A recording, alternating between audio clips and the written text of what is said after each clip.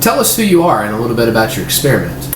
Well, my name is Albert Michelson, and the experiment that I conducted was used to test interference patterns of a beam of light. In order to do so, I had constructed a device called the interferometer. This device was constructed on a block of sandstone, which was just to help reduce vibrations in the room.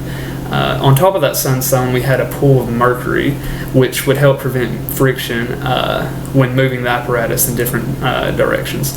The apparatus itself consisted of a light source, which then would be shown towards a 45 degree half-silvered glass plate. And from that glass plate, we had two mirrors 90 degrees from each other. Now, they were also equal distance from this half-silvered glass plate, and once the light bounced off each mirror and came back, it would enter a detector, and this detector would then capture the pattern of that light. Interesting. What were you trying to accomplish or find in this experiment? Well, in this experiment, what we were trying to find was the presence and properties of the luminiferous ether, or the ether wind. At the time, it was believed that much like how sound traveled through a medium, air, light had to have something in the vacuum of space to allow it to travel, and this came to be known as luminiferous ether.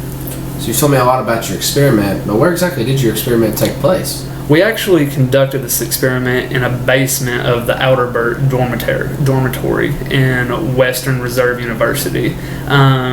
It was located in Cleveland, Ohio, and the reason we did it in the basement was to help limit thermal and vibrational effects.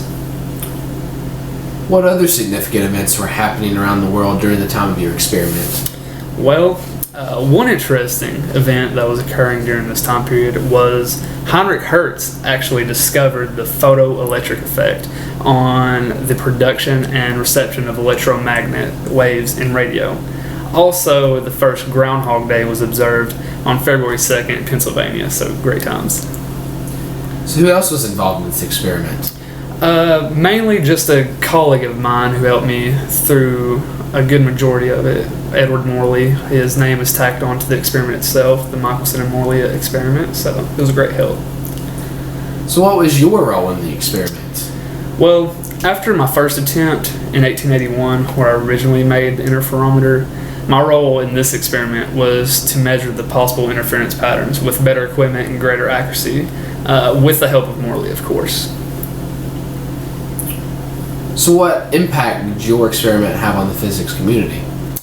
Well, although this experiment has become known as a failed experiment, it was the stepping stone in proving that the speed of light is constant regardless of the light force. Also, it helped lead to the development of a new technique to establish the wavelength of a light as a standard of length. Roughly, how long did it take you to conduct this experiment? A little longer than others like to believe. The 1887 collaborative experiment with Morley actually began preparations in 1885. Here we worked tirelessly to confirm the higher accuracy of the Frenzel's drag coefficient. However, once preparations were complete, the actual experiment and observations only took a few months to observe. The experiment ranged roughly between April to July, and then finally posting the results publicly in November of the same year. Thank you for your time.